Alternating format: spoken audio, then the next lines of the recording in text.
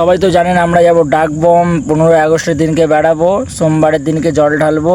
110 kilometre 17 ঘন্টাতে আমাদেরকে চলে যেতে হবে। তার জন্য আমাদের প্র্যাকটিস হচ্ছিলো। তো আমার প্র্যাকটিস অলরেডি আমার হয়ে গেছে। 9 কিলোমিটার রান মেরে আমার আর শরীর চলছে না, বসে আছি।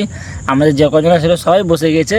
আরও একটা কিছু তার টিম আসছে, ওদেরকে আমরা দেখাচ্ছি কীভাবে আমাদের প্র্যাকটিসটা হয়। ঠিক আছে, মানে সবসময় অলরেডি 9 কিলোমিটার দৌড়তেই থাকে। ঠিক আছে, এই যে দেখাচ্ছি।